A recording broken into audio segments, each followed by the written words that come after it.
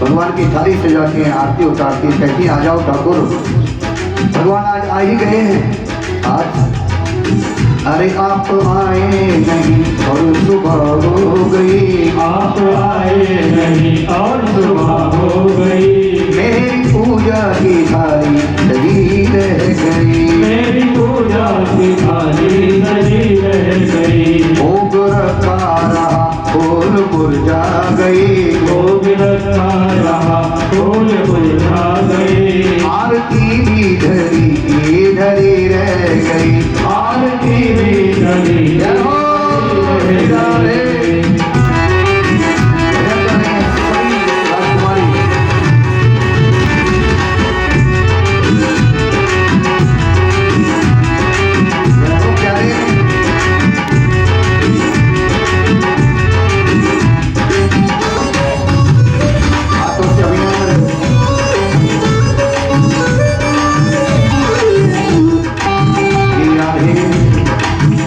हमसे रूठे हो क्यों आप आते नहीं, मेरा अपराध क्या है बताते नहीं, मेरा अपराध क्या है बताते नहीं, रोते रोते ये सांसें भी रुकने लगी, रोते रोते ये सांसें भी रुकने लगी, भावना में मेरी क्या कमी रह गई, भावना में मेरी क्या कमी रह गई, आप आए नहीं और सुबह हो गई, आप आए नहीं और सुबह हो गई, मेरी पूजा की थाली सजी रह गई, मेरी पूजा की थाली सजी रह गई। जय हो। प्रभु का ध्यान करते हुए उसको बुलाते हुए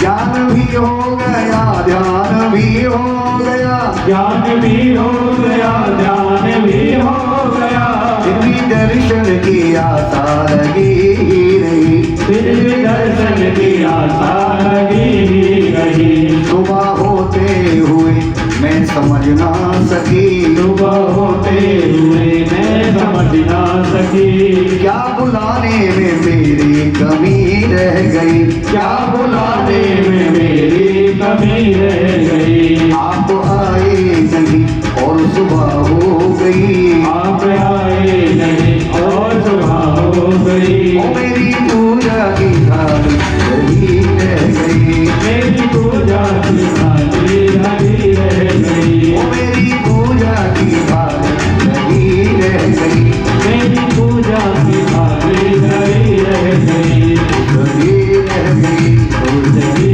रह गई, सजी रह गई। प्रेम से बोल लो श्री राधे। भगवान कृष्ण द्वारकाधीश श्री कृष्ण ने अपनी इच्छा से विवाह नहीं किए। को कथा सुनते जाओ कैसे आई हैं सब। जो पहले 8 आई वो भी भक्ति भजन करके आई हैं। भगवान की रानी पटरानी को ऐसी थोड़ी बन सकता है, उसके लिए तो भजन करना पड़ेगा और इन्होंने भजन किया है। अब 16,100 कारागार में जो बंद है रोज भजन करती हैं, प्रभु को बनाते हैं। आज कन्हैया पहुंच गए, जैसे कृष्ण पहुंचे ना कारागार में। कारागार कृष्ण से बहुत डरते हैं क्योंकि इसका जन्म ही कारागार में हुआ, मथुरा में कारागार में ही तो हुआ था।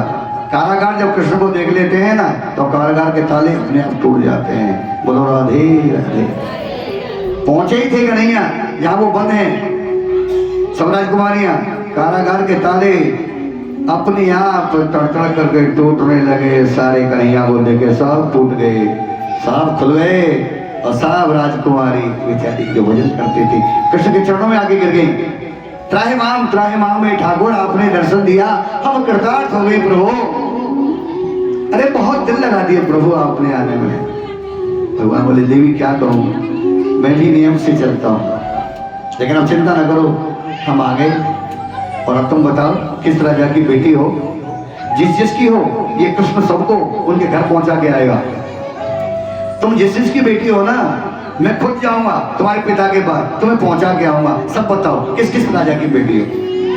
अब वो तो भक्त थी, बोली महाराज हमारा तो कोई दुनिया में है ही नहीं, ये कह दिया हमारा दुनिया में कोई नहीं। तो कन्हैया बोले बस यही तो सुनना चाहता हूं मैं दुनिया वालों से कि वो मेरे पास आके ये कहें कि हमारा दुनिया में कोई नहीं, तो मेरा हो जाता है। बोलो राधे राधे। जिसका दुनिया में कोई नहीं, कृष्ण कहते हैं वो मेरा हो जाता है। और वही हुआ। कान्हा बोले जब कोई नहीं है ना, तो चलो सब मेरे घर चलो, यानी द्वारका के लिए चलो।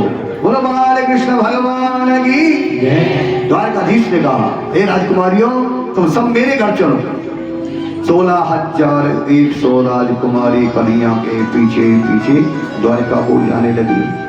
द्वारका में प्रवेश किया तो बलराम ने देख लिया, बलभद्र ने। बलराम बोले कान्हा ये सब राजकुमारी कहाँ है, ये कहाँ आ रही है, ये अंदर क्यों आ रही है इधर। कृष्ण मुस्कुराने लगे, क्यों भैया क्या हो गया। अरे भैया ये बताइए बारात कहाँ से आ रही है, पुरुषों की बारात बहुत देखी, स्त्रियों की बारात कहाँ से ले आया, ये राजकुमारी कौन है। कृष्ण ने बताया गुस्सा शांत करो भैया, बदलाओ मैं बताता हूँ ये कौन है। ये सब राजा की बेटी है, ये सब मेरी भक्त हैं।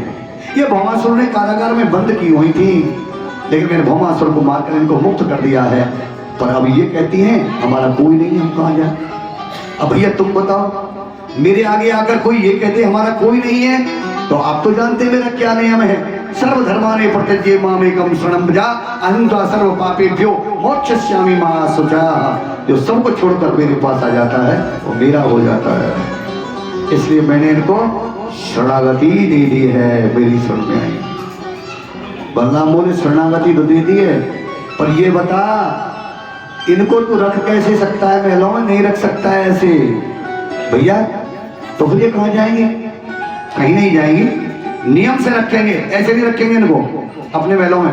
पहले में इन सबसे यानी 16,100 राजकुमारी से तेरा ब्याह कराऊंगा। पहले बलराम बोले पहले धूमधाम से विवाह करूंगा तेरा, फिर ये रानी बन करके और तुम्हारे महलों में रहेंगी।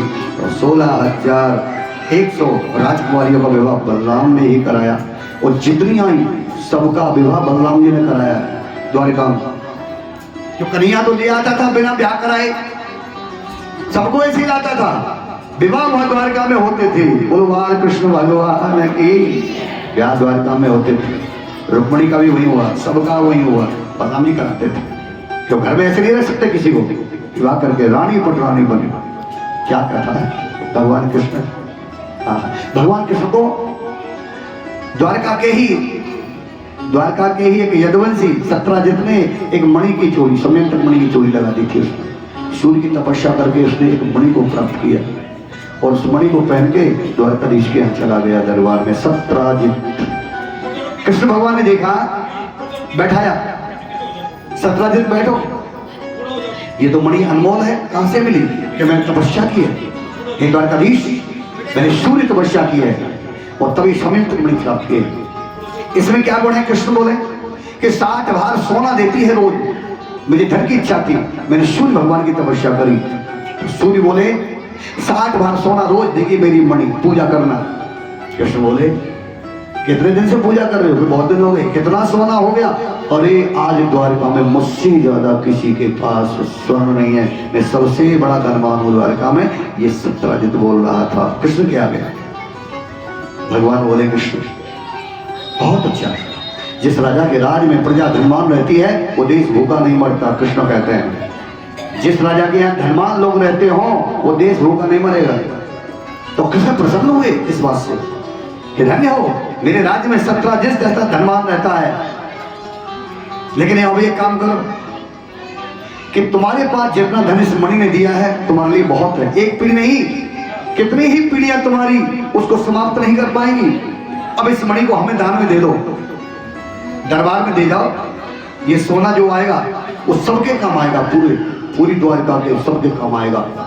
धन वो है जो सबके धनवान हो, तो उससे किसी का भला करो तो धनवान हो, नहीं तो कोई धनवान नहीं हो। ये भगवान बता रहे हैं, इससे जो धन मिलेगा सबका भला होगा, क्योंकि तुम्हें अभी जरूरत नहीं है।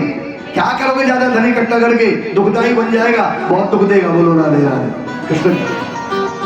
जरूरत से ज्यादा धन को इकट्ठा करना विपत्ति को बुलाना है, शास्त्र कहते हैं। नहीं माना तो बोला कृष्ण कुछ काम है, मैं जाता हूं, चला गया उठ करके। वो जानता था राजा है द्वारकाधीश, अभी तो मांग रहा है, लेकिन अगर आदेश कर दिया, राजा बन के बोल दिया कहीं ये चलो देके जाओ मणि को, तो देनी पड़ जाएगी, क्योंकि राजा है। राजा की बात कोई टाल नहीं सकता, तो डर के मारे उठ के चला गया, घर चला गया। मणि ना ले ले मेरी। मणि उतार दी, अगले दिन छोटा भाई पहन के चला गया वन में उसी मणि को, और वहां एक सिंह ने उसे मार दिया, उसके भाई को। मणि गले में थी, सिंह के पंजे में चली गई मणि, पंजे में सिंह के वो मणि चली गई। वहां शोर मचा दिया उसने, सत्यजित ने। क्या? अरे कल कन्हैया मांग रहा था, मेरी मणि को चोरी करके ले गया। एक से कहा, एक ने दूसरे से कहा, पूरी द्वारका में शोर हो गया कि मणि चोर ली द्वारकाधीश ने, सत्यजित की समयंतक मणि को चुरा ले गए। राजा को चोरी लग गई द्वारकाधीश, और वो मणि कहां पहुंच गई? सिंह के पंजे में। सिंह जा रहा था गुफा के सामने से, एक गुफा में, वहां कौन रहता था? जामवंत जी। बोलो जामवंत महाराज की। जामवंत निकल आए। कौन जामवंत? जो राम जी के साथ रहते थे। कितनी लंबी उम्र थी कि राम के साथ त्रेता युग में भी है, कृष्ण के साथ द्वापर युग में भी है जामवंत। इतनी लंबी उम्र वाला था जामवंत। जामवंत निकल आए, सिंह को मार दिया। मणि को देख लिया था जामवंत ने, मणि को ले गए गुफा में लगा दिया। उनकी बेटी भगवान की बड़ी भक्त थी, जिसका नाम था जामवंती। आज गुफा में प्रकाश हो गया। जामवंत बोले, बेटी तू अब प्रेम से भजन कर, देख मैं क्या लाया हूं। प्रकाश ही प्रकाश। पर वहां तो चोरी लग गई, भगवान के काम में बात पहुंची। भगवान बोले, कृष्ण अपने मंत्रियों से एक काम करो, द्वारका में जाके खोजो और मणि जहां पर हो वो लेके आओ, हमें कलंक मिटाना है। द्वारका में हो तो मणि मिले, द्वारका में तो है ही नहीं। सब आगे लौट करके कृष्ण बोले नहीं मिली, कि महाराज नहीं मिली, द्वारका में है ही नहीं।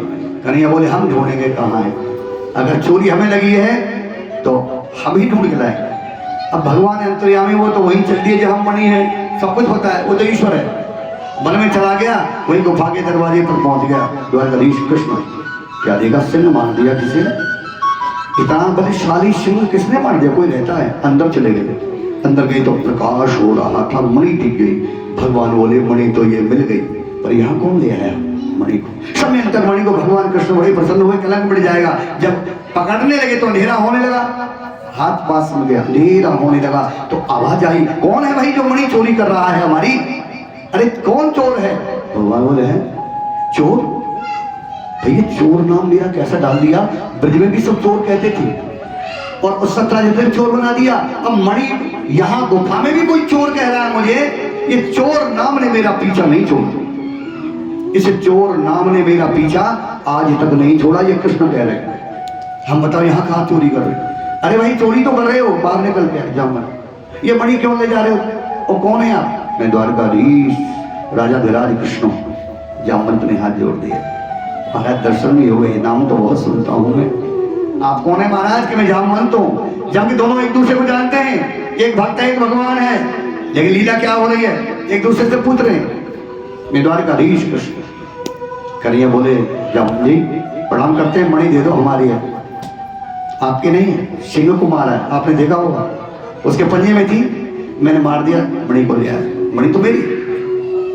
अब फैसला कैसे हो? दोनों की मणि है, दोनों सत्य बोल रहे हैं, झूठ नहीं बोल रहे हैं। जामवंत की भी है और मणि कृष्ण की भी है, लेकिन अब वो किस फैसला कैसे हो किसकी है? तब जामवंत ने कहा, महाराज एक उपाय है, अगर आप युद्ध में मुझे हरा दो, मैं आपसे युद्ध करूंगा।